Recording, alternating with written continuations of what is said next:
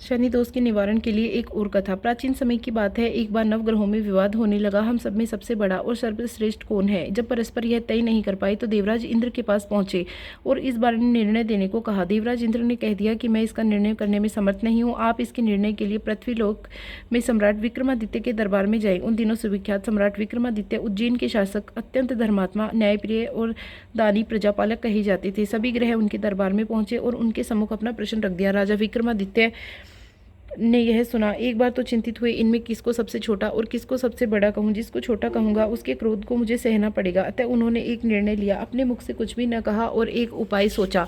उन्होंने स्वर्ण, लोहा, रजत, पीतल, तांबा, कांसा, सीसा, जस्ता और अब्रक लोहा आदि 9 धातुओं के सिंहासन बनवाए और दरबार में उन्हें एक सुसज्जित स्थान पर क्रम से रखवा दिया। इसके पश्चात राज ज्योतिषियों को बुलाकर उन्होंने कहा कि वेदांग ज्योतिष शास्त्र के अनुसार इन नवग्रहों को स्थापनार्थ क्रमशः इनको सिंहासन पर आरूढ़ कराएं। इस प्रकार सूर्य को सबसे प्रथम स्वर्ण का सिंहासन मिला, अन्य क्रम से अग्रहों को सिंहासन मिलने पर अंत में शनि ग्रह को लोहे का सिंहासन प्राप्त हुआ। अब तो शनि ग्रह को लोहे का सिंहासन देखकर अपना अपमान प्रतीत होने लगा। इस पर उन्होंने क्रोधाग्नि से जलते हुए राजा विक्रमादित्य से कहा, राजन, तुमने मुझे लोहे का निकृष्ट स्थान दिलाकर अच्छा नहीं किया, तुम्हें मेरे द्वारा अत्यंत दुखों की प्राप्ति होगी। राजा बोला, हे शनि महाराज, मैंने तो शास्त्रों के सम्मत निर्णय अपने बुद्धि और विवेक से किया है।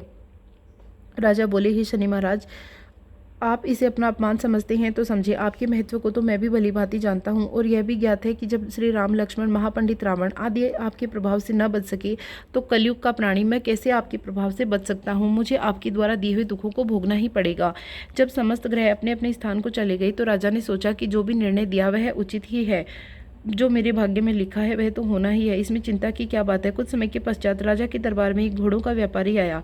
राजा ने उसके कहने पर एक घोड़ा उनसे क्रय कर लिया और उसकी परीक्षा लेने के लिए स्वयं उसकी सवारी करने के लिए घोड़े पर बैठ गए। राजा घोड़े की पीठ पर बैठे ही थे कि घोड़ा उनके नियंत्रण से बाहर होकर पवन वेग से उनको ले चला। उनको लेकर वह एक घनघोर जंगल में पहुंचकर अपनी पीठ से गिराकर तुरंत अदृश्य हो गया। भूख प्यास से व्याकुल राजा उस बियावान जंगल में भटकते रहे। बड़ी देर के बाद उन्हें एक ग्वाला मिला जिसने उन्हें पानी पिलाया और समीप के नगर का मार्ग भी बताया। राजा ग्वाले को मणियों से जड़ी अंगूठी देकर आगे की ओर चल दिए। नगर में पहुंचकर राजा घबराए हुए एक साहूकार की दुकान पर पहुंचे और वहां कहा कि मैं एक आपदा का मारा उज्जैन नगरी का निवासी बीका हूँ, मैं यहाँ कुछ समय रहकर अपने को थोड़ा सावधान करना चाहता हूँ। साहूकार ने उनको बैठे रहने को ही नहीं अपितु एक संपन्न व्यक्ति देखकर उनका स्वागत सत्कार भी किया।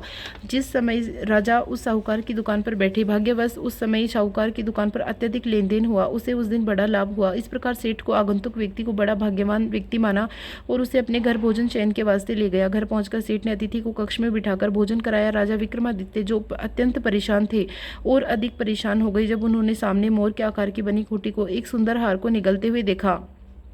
अपनी आंखों से ऐसी अजीब घटना को देखकर राजा आश्चर्यचकित ही नहीं, एकदम ऐसी स्थिति में आ गए जैसे उन्हें काट मार गया हो। कुछ देर के बाद सेठानी वहां पर आई और उसने कहा कि इस खूंटी पर मेरा हार था, वह कहाँ गया। यह सुनकर राजा के पांवों के तले धरती खिसकती हुई मालूम पड़ी। यदि वो बताते हार को खूंटी ने निगला है तो इस बात को सच कैसे माना जाता।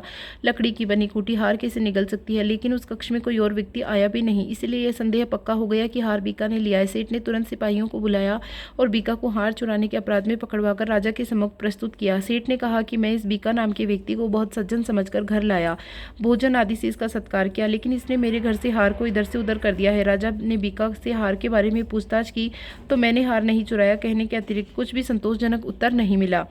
इसीलिए चोरी के अपराध में राजा ने अपने यहाँ के नियम के अनुसार हाथ पांव कटवाने की सजा सुना दी। इस प्रकार जल्लादों के द्वारा हाथ पांव काटकर राजा विक्रमादित्य को चौरंगा बना दिया। कई दिन सड़क के किनारे पड़े भूखे प्यासे देखकर एक तेली को उस पर दया आई। वह बीका के घर उसे अपने घर ले गया और नाम आदि की जानकारी करके खाना खिलाकर कोहलू पर बैठा दिया और कहा कि मेरे बैल को चल चल कहकर हाँकने का काम तो कर ही सकोगे बीका। अब बीका उस तेली के घर में रहकर अपनी गुजर बसर करने लगा। राजा विक्रमादित्य बीका बने हुए अपनी इस दशा को किससे कहते। भाग्य का खेल और शनि के द्वारा दिए जा रहे कष्टों को समझकर वो यहाँ पर अपने दिन काटने लगे। तेली और तेली के घर वालों को उस चौरंगी बीका से लगाव हो गया। दिन तो कामकाज के बहाने हंस बोलकर कट जाना, लेकिन रात का अकेलापन राग रागिनी गाते हुए बिताना उसका नित्य का नियम था। राजा विक्रमादित्य के गाने का स्वर बड़ा मोहक और बड़ी दूर तक वायु की लहरों के साथ बहता रहता।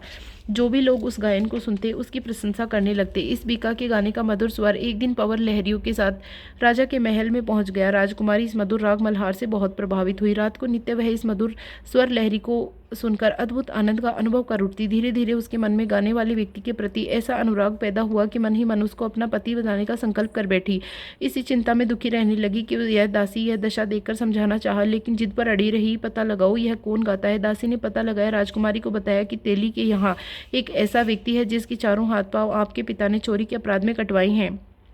राजकुमारी ने यह सुनकर भी यही कहा, इसी व्यक्ति के साथ विवाह करने का प्रण कर चुकी हूँ। राजकुमारी की माता ने उसे बहुत समझाया। राजा ने भी कहा, बहुत अच्छे अच्छे राजकुमार विवाह के लिए मेरे सामने हैं, लेकिन राजकुमारी जिद पर अड़ी रही। निदान राजा ने तेली को बुलाकर उसे अपने यहाँ रहने वाले बीका चौरंगी के साथ अपनी राजकुमारी का विवाह करना तय बताया। फिर एक शुभ मुहूर्त में राजकुमारी का विवाह बीका चौरंगी के साथ हो गया। राजकुमारी तेली के घर आई और इसी रात को शनिदेव ने राजा विक्रमादित्य से स्वप्न में कहा, राजन, तुमने मुझे सबसे छोटा बताकर यह सब कष्ट उठाए हैं, किंतु मैं तुम्हारे धैर्य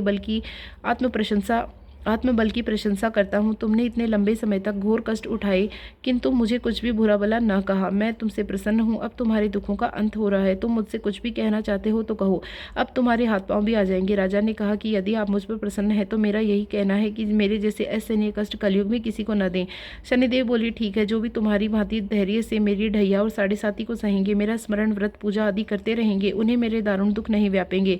उनके मनोरथ पूर्ण करने से मेरा व्रत पूजन सहायक होगा। राजा विक्रम तो नींद में सो रहे थे। अचानक राजकुमारी की आंखें खुल गई और उसने अपने पति को हाथ पांव सहित देखकर अत्यंत आश्चर्य और आनंद का अनुभव हुआ। उसने उस प्रसन्नता से राजा को जगा दिया और तेली के घर में चमत्कार का शोर मचाकर सबको विस्मय और प्रफुल्लित कर दिया। बीका ने तब अपना परिचय दिया और शनि के प्रभाव की सारी बात बताई।